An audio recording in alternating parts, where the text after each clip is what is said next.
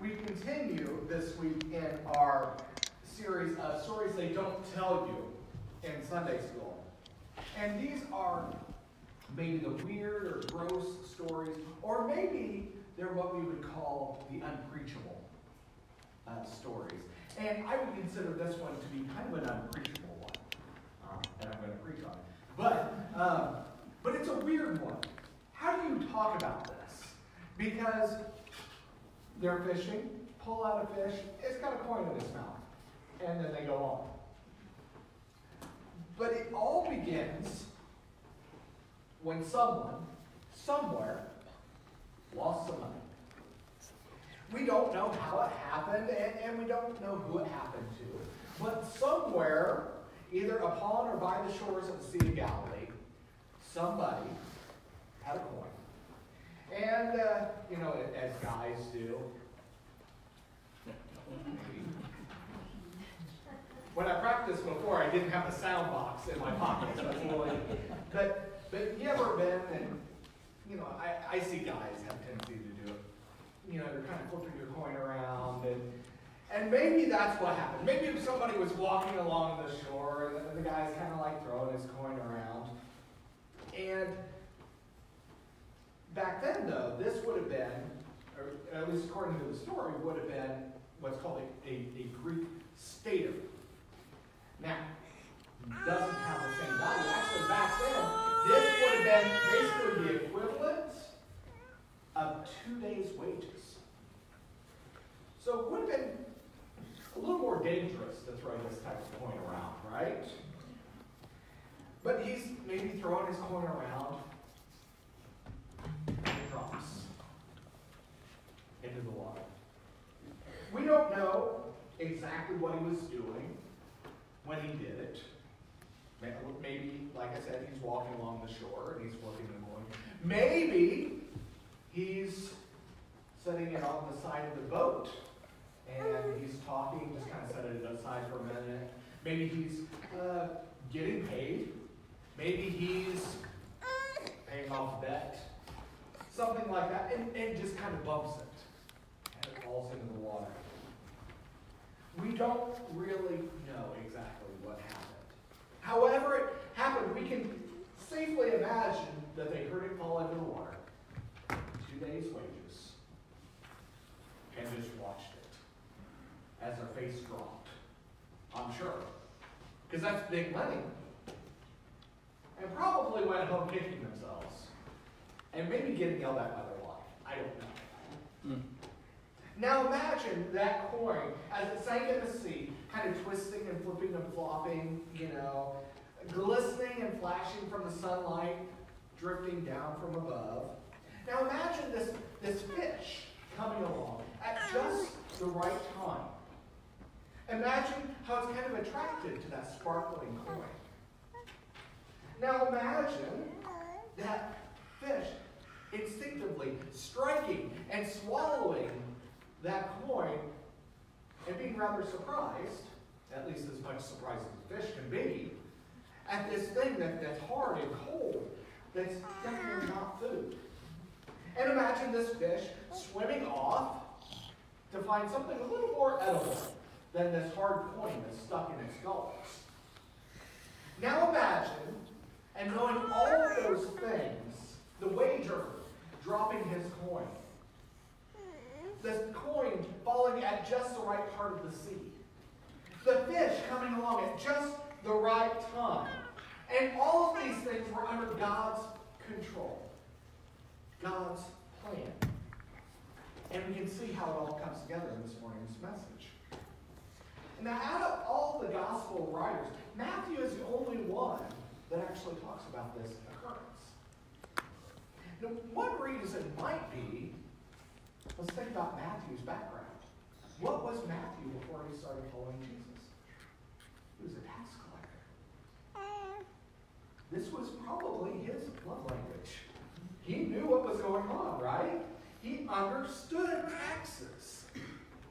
And just as Matthew's love language was maybe taxes or dealing with money, maybe when Jesus talked about fish, he was talking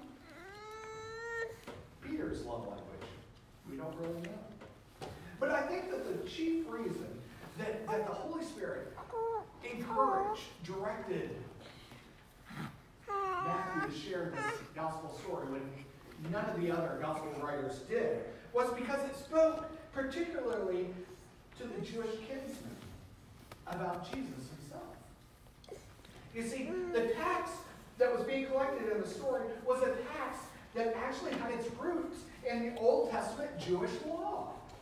And at the time when the law was given by God through Moses, God commanded that a particular tax be collected at any time that a census of the people was being collected. Now, you can't say that you don't know that story because Rhonda just read it. So that Exodus reading, that's what I'm talking about. That's where those taxes come into play.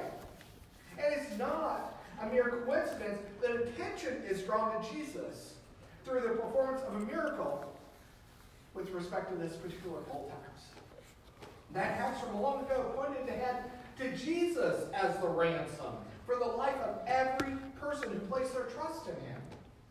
The Bible tells us in 1 Timothy, there is one God and one mediator between God and men, the man, Christ Jesus, who gave himself a ransom for all to be testified in due time.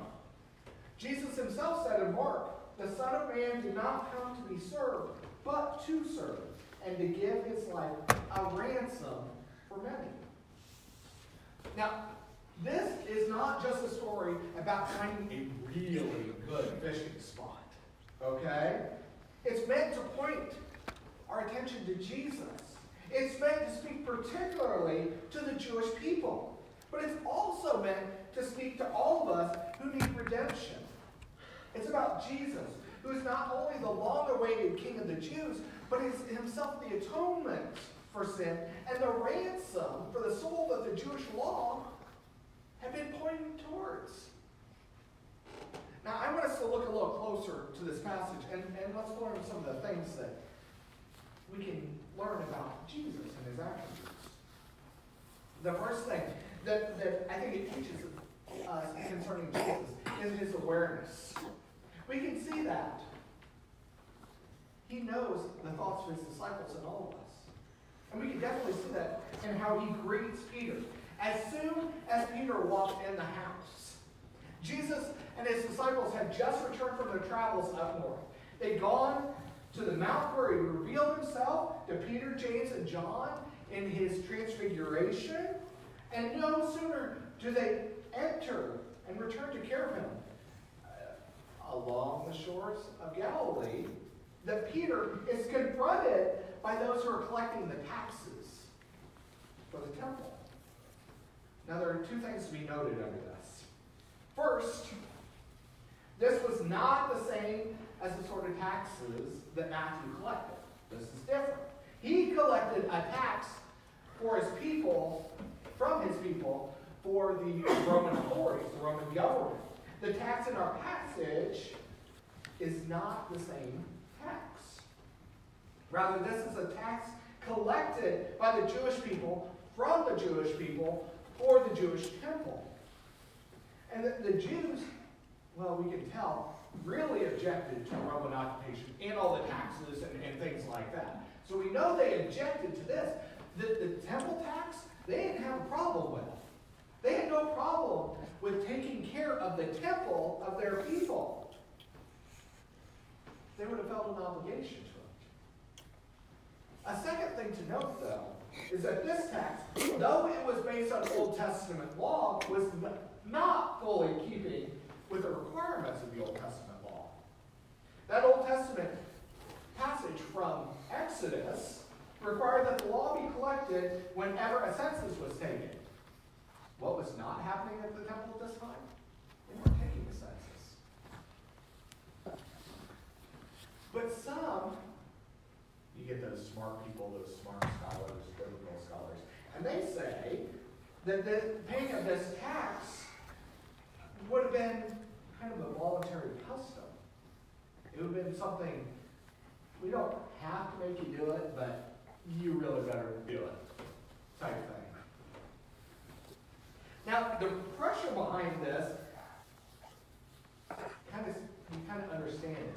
when you hear how the people asked Peter. Did you notice how they asked him? As a parent or somebody in charge of people, have you ever asked a question and you ask it in a way that they know exactly how they're supposed to answer?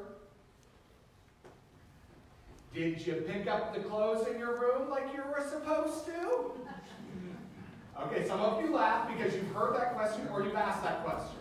The kids know exactly what answer they're supposed to give. It may not be the answer they give. It may not be a truthful answer, but they know what answer they're supposed to give. And so the leaders ask the question, does your teacher not pay the temple tax? Well, of course he does. Why wouldn't he? And the question, again, it's just written in a way that, yeah, you better answer it this way. This is how you're supposed to. It wasn't saying that he has to, but you could definitely hear the obligation in it. And remember, Jesus was starting to gain a reputation as a breaker of laws. He was a guy who was doing things on the Sabbath. He was found at odds with religious leaders of the day. Maybe they were questioning on whether he thought he was too good for the Jewish temple. And then they asked Peter, and of course Peter's like, yes. And I can just hear him answering right away. Whether or not he knew the answer or not, he was going to say yes. And maybe he did this to kind of protect Jesus from the kind of the scrutiny, the judgment of the people around him. I don't know. Maybe he was eager to defend Jesus against all those people. And maybe even that Peter said yes because he wanted to get the tax collectors off his back too. In any case, after leaving them, he walked into the house where Jesus and the others were staying. Now, Peter, I think, was definitely planning on telling Jesus exactly what had happened. But Jesus didn't really give him a chance, did he? He didn't give him a chance to say anything. He knew the thoughts of his disciples and of Peter before Peter even had a chance to say a word. And he asked about the very subject that Peter had in mind. And he does it, I think, so Peter can be taught something, can learn something. He asks questions about what was on Peter's mind in order to set Peter thinking about it even more.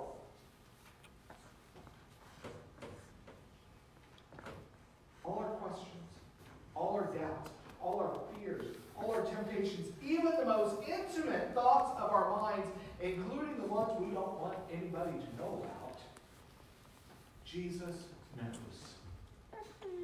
And the amazing thing is, he still loves us anyway.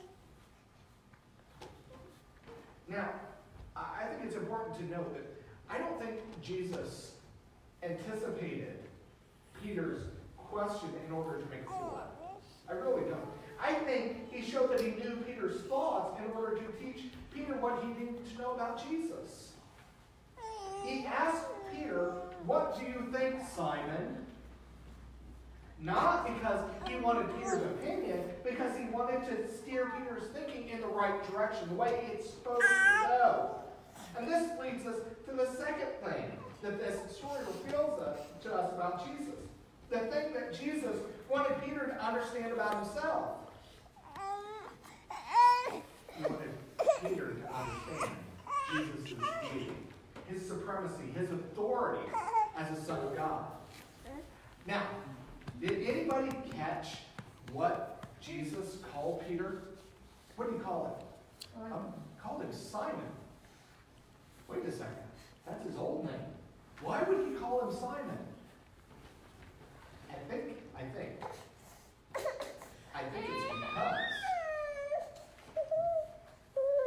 back in chapter 16, Jesus gave him the name Peter to emphasize that he was a rock among men, strong in faith.